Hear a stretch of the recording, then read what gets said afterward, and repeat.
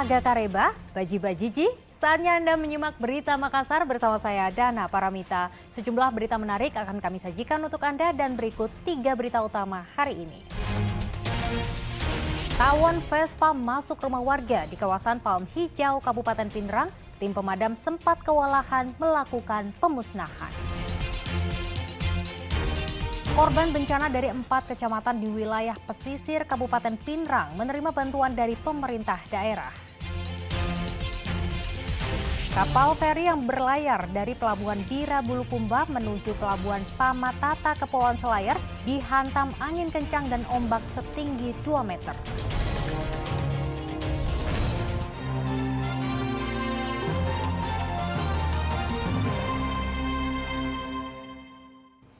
Informasi pertama untuk Anda, diduga lapar mencari makan. Seekor monyet masuk kamar tidur di perumahan Bulumas, Kecamatan Matirobulu, Kabupaten Pindrang. Petugas pemadam kebakaran melakukan evakuasi hewan liar ini menggunakan tali.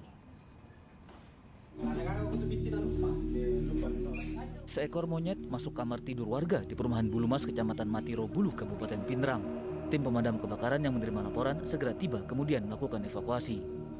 Guna menghindari gigitan monyet, petugas terpaksa menggunakan tali.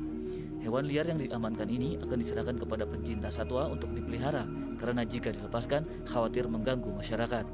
Itu dia makan di mana, Pak? Masuk di rumahnya warga di BTM Bulumas. Itu masih di kamar, Pak? Di kamar. Dia merusak di dalam itu, Pak? Dia tuh tidak merusak, cuma yang punya rumah takut. Jadi dari informasi warga ini? Informasi dari warga. Ya. Dari mana ini anunya, Pak? Ini kurang tahu ini asalnya dari mana, ini cuma pelapornya bilang ada karena di dalam rumah, di kamar lagi dia. Tadi sempat bagaimana caranya dievakuasi nih, Pak, ini tadi? Waktu dievakuasi itu dia di kamar, tapi kayaknya ini keranya tidak terlalu liar. Oh, Karena waktu kita tangkap itu dia tidak terlalu melawan. Itu dievakuasi menggunakan apa itu, Pak? Tali. Diduga monyet kelaparan mencari makan sehingga masuk rumah warga. Suardi Gatang melaporkan dari Pindrang. Kalau tadi monyet, nah ini sejumlah tawon Vespa masuk rumah warga di kawasan Palm Hijau, Kabupaten Pindrang.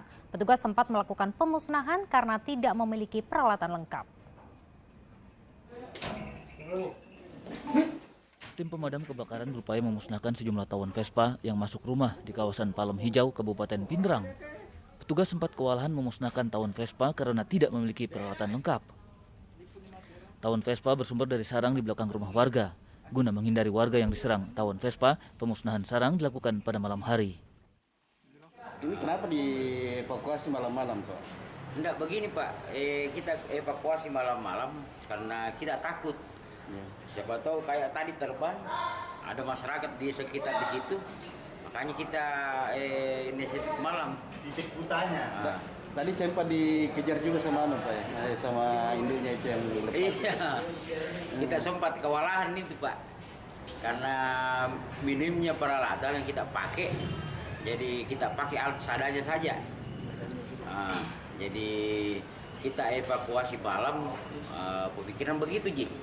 Terus yang tadi apa namanya, Pak? Kita cairan apa yang kita pakai tadi? Iya, jadi kita pakai Pertalite. Oh, Pertalite. Iya, Pertalite kita pakai semprotkan tadi itu. Jadi langsung mati itu, Pak, nih? Iya, langsung mati, Ji. Petugas terpaksa memusnahkan sarang dengan Pertalite agar tawon Vespa mati. Suardi Gatang melaporkan dari Pindrang. Kita beralih ke informasi lainnya, tim SAR gabungan hingga Senin sore masih mencari 4 korban longsor di Rompe Gading, Kecamatan Cenrana, Kabupaten Maros. Petugas juga melakukan evakuasi 2 mobil yang terbawa arus sungai usai diterjang longsor. Hingga Senin sore, pencarian 4 korban longsor di Rompe Gading, Kecamatan Cenrana, Kabupaten Maros masih berlanjut. 1 jasad korban yang ditemukan pada 30 Desember 2022, identitasnya telah terungkap. Korban berjenis kelamin perempuan bernama Rimang, berumur 90 tahun yang ditemukan tertimbun lumpur dan terhimpit kayu di sungai. Identitas korban sempat sulit dikenali karena kondisi jenazah mulai membengkak dan berlumuran lumpur. Apakah hasilnya sudah keluar atau gimana, Dan? Hasil dari tim DPI bersama dengan kesehatan klinik Polres Maros itu yang kemarin ditemukan itu ada atas nama Nenek Rimang umur 90 tahun. Oh iya, Yang sudah dikebumikan. Ya. Tapi sejauh ini yang dicari sekarang lagi ini ada berapa orang lagi, Dan? Sementara ada 4 orang yang belum ditemukan, sementara masih dalam pencarian. Selain pencarian 4 korban longsor, tim SAR gabungan juga melakukan evakuasi 2 mobil yang terbawa arus sungai usai diterjang longsor di Jalan Poros, Rompe Gading. 1 bangkai mobil ditemukan berjarak 1 km dari lokasi longsor. Sedangkan 1 mobil lain ditemukan di bantaran sungai yang menjadi lokasi longsor. Dengan tali, petugas bersama warga berupaya menarik salah satu bangkai mobil bak terbuka dari dasar sungai. Proses evakuasi berlangsung 1 jam karena sulitnya medan yang dipenuhi lumpur. Tim SAR gabungan menemukan bangkai mobil saat menyisir sungai sedalam 12 meter. Itu mobil milik masyarakat setempat. Ada mobil pick up sama mobil box, itu milik korban. Jadi sudah kita naikkan, dalam kondisi sudah rusak, sudah hancur. Kemudian hari ini kami coba naikkan lagi 1. Mudah-mudahan yang 1 berhasil itu kita naikkan hari ini. Ada berapa mobil, Pak? Dari fakta yang kami temukan di lapangan, itu 2 mobil. Memang sebelumnya simpang siur beritanya, yang kami dapat laporan dari masyarakat, ada yang mengatakan 4, ada yang mengatakan 3. Tapi setelah kami temukan fakta, di bawah timbunan material itu, maupun di sepanjang aliran sungai itu, kita tidak menemukan selain yang 2 mobil itu. Yang pertama itu ditemukan sekitar 1 km. 1 km. Terseret arus ya, Pak? Iya, terseret arus. Kemudian yang kedua, Pak, ditemukan? Yang kedua tidak begitu jauh juga, mungkin sekitar 1 atau 1 lebih sedikit dari yang pertama tadi. Itu proses evakuasinya gimana, Pak, caranya, Pak, ke darat itu? Kita gunakan tali dan ditarik menggunakan alat berat.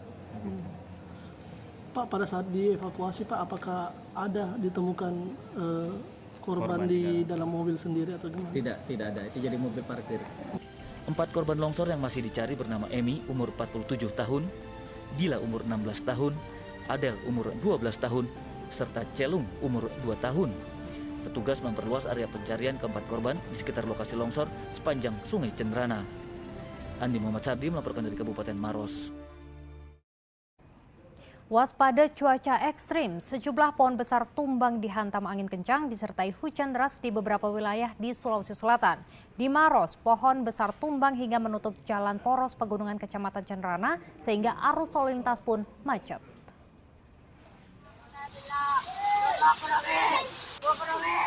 Dari rekaman video amatir yang viral di media sosial terlihat angin kencang disertai hujan deras menerjang Kabupaten Maros. Akibatnya sejumlah pohon besar tumbang hingga menutup jalur Trans Sulawesi di Jalan Poros Pegunungan Kecamatan Cenrana. Arus lalu lintas pun macet karena tidak ada jalur alternatif. Sementara itu di Pangkep, 3 pohon tumbang diterjang puting beliung di Kecamatan Pangkajene. Bahkan salah satu pohon menimpa rumah warga. Petugas gabungan telah membersihkan semua pohon yang tumbang. Sedangkan di Bulukumba, terjangan angin kencang disertai hujan deras menumbangkan 9 pohon besar. Musibah ini tidak menimbulkan korban jiwa maupun korban luka. Petugas gabungan bergerak cepat memindahkan batang pohon jenis trembesi itu agar aktivitas warga tidak terganggu. Pemerintah daerah Kabupaten Pinrang menyalurkan bantuan bagi warga pesisir dari 4 kecamatan yang terdampak cuaca buruk. Pemerintah daerah juga menghimbau warga tetap waspada angin kencang dan banjirop selama sepekan mulai 3 Januari hingga 10 Januari mendatang. Masyarakat dari 4 kecamatan di wilayah pesisir Kabupaten Pinrang yang terdampak banjir dan angin kencang menerima bantuan dari pemerintah daerah. Berdasarkan data Badan Penanggulangan Bencana Daerah atau BPBD Pinrang, 500 rumah di 4 kecamatan yang mengalami kerusakan meliputi Matiro Sompe, Lanrisang, Cempa, dan Supa. Harapannya melalui bantuan ini bisa meringankan beban warga pesisir untuk memperbaiki rumah yang rusak akibat cuaca buruk. Selain penyaluran bantuan, pemerintah daerah juga menyampaikan mitigasi bencana bagi warga pesisir agar tetap waspada angin kencang dan banjir rob selama sepekan, mulai 3 Januari hingga 10 Januari mendatang. Ada terdampak sekitar 500 kakak yang kita hitung semua dari total 4 kecamatan tadi. Itu yang kita sudah identifikasi dan kita salurkan bantuan. Bantuan tersebut dalam bentuk bantuan logistik yang bagi masyarakat nelayan di Kecamatan Matiro Sompa, dan bantuan yang sifatnya untuk meringankan beban mengganti uang kerusakan yang terdampak bagi masyarakat yang di daerah pesisir, yaitu bantuan keringanan untuk perbaikan kerusakan hunian, itu baik bukan hanya dari ombak dan pesisir pantai, tetapi juga yang kita berikan bantuan dan santunan untuk mengurangi beban masyarakat yang terdampak bencana banjir rob dan angin kencang tadi. Waspada ya pada untuk Januari ini ya. Pada pemberian bantuan tersebut kami minta para camat dan menghadirkan masyarakat yang terdampak tadi. Kami dihadirkan oleh para camat, baik Camat Matiro Sompa, Camat Cempa, Camat Supak, dan Camat Landisan. Kami memberikan bukan hanya sekadar bantuan tadi, tetapi juga kami melakukan sosialisasi dan memberikan himbauan kewaspadaan, termasuk mitigasi, mengatensi potensi terjadinya kerawanan yang ditimbulkan oleh cuaca ekstrim yang sampai saat ini belum dicabut statusnya oleh BNPB Pusat dan BMKG, yang kemungkinannya berdasarkan perkiraan cuaca dari BMKG itu berpotensi terjadi di tanggal 3, 4, 5, 6, 7, 8, 9, 10 Januari akan datang. Itulah yang menjadi kewajiban kami sebagai aparat BPBD untuk memberikan peringatan dini kepada warga masyarakat yang masih saat ini sangat berpotensi terdampak bencana angin kencang dan banjir rob di daerah pesisir pantai.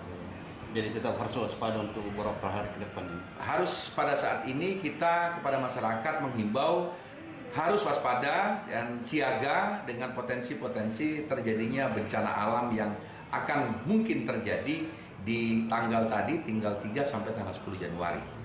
Badan Meteorologi, Klimatologi, dan Geofisika memprediksi banjir rob dan angin kencang berpotensi menerjang Pinrang awal Januari 2023.